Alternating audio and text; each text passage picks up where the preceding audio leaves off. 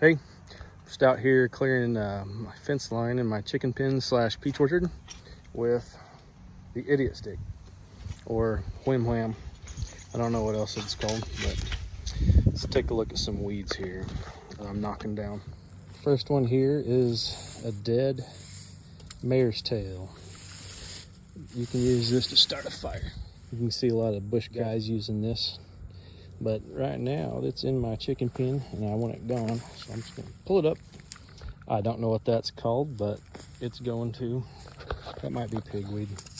This is giant pigweed. It almost looks like a little tree. One time, my wife's grandpa, he's about 90 years old, said that looks like the weed that we used to feed pigs in the summertime. I thought, well, I knew it was called pigweed, but I didn't know they fed pigs. And he knew they fed pigs with it, but he didn't know it was called pig's weed. Little elm trees, Johnson grass, more mare's tail. There's some native grass in there too. Let's keep going. This is all ragweed, that highly allergenic stuff that we all love in the late summer, early fall. Pigweed here. That's a peach tree.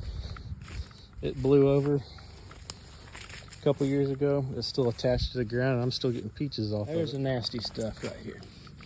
This is silverleaf nightshade. And if you take a look at all those little thorns underneath there, I got one of those in my toe one time and I seriously thought that I broke my toe. It's more nasty stuff here.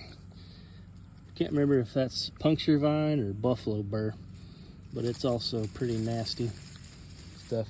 So I'm just gonna go through here with a whim wham, knock all those down, try to get this cleaned up today.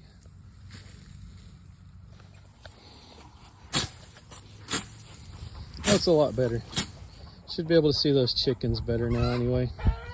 They're over here cackling. They heard me whacking weeds and they're scared. So my chickens are hunting where I just chopped those weeds down.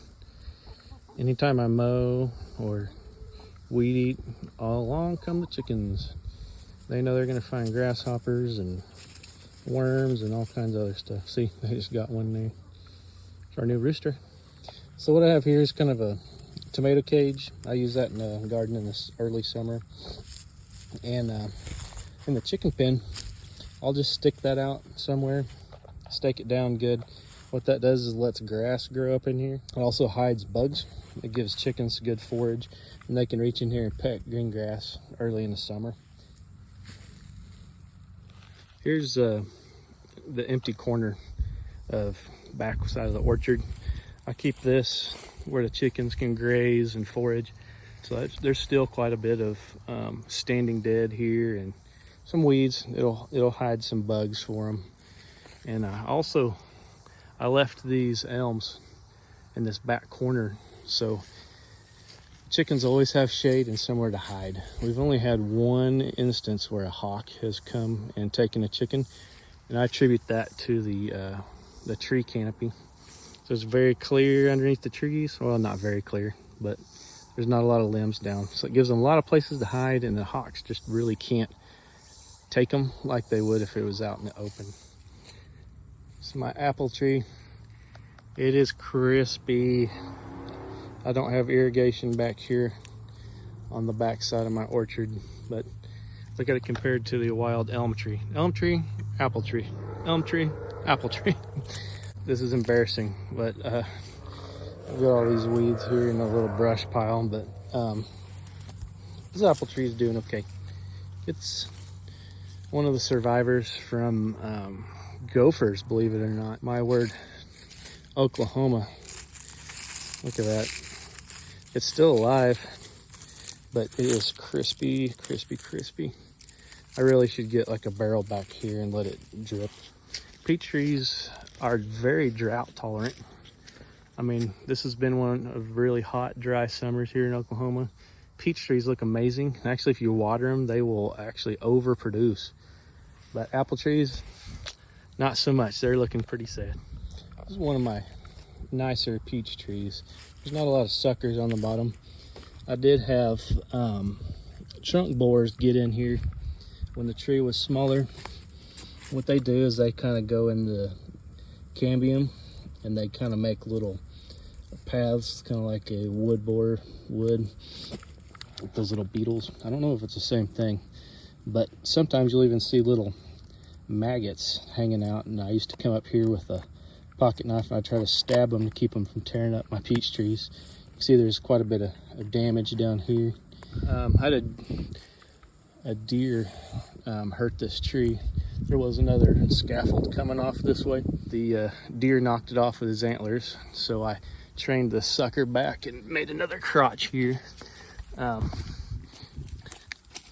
nasty sap coming out right where I cut this the limb off. It got broken in a storm, so it's got some damage there. I don't spray. I don't like chemicals on my place. There's a nasty little rot pocket here too. It's not too bad. I don't like spraying chemicals. I have to deal with the fact that my trees aren't going to be perfect. I'm going to have worms and plum curculios and stuff, but I don't know. We have plenty of peaches whenever we don't get frosted out. That's the biggest thing. I went through early spring and I topped all these limbs off. Came through, pruned a lot of this stuff up, and that allows sunlight to get in and it lets your fruit crop really flush out. So this is an example of a limb that's been shaded out. So I'm gonna have to come in here and trim that off right there. That's something I love. Peaches just make a really beautiful low canopy shrubbery. Birds love making nests in here. I've noticed that a lot of them are painted buntings. They are one of the most beautiful birds in Oklahoma and really the United States. They look like a little parrot almost. This is what I've done for a gate.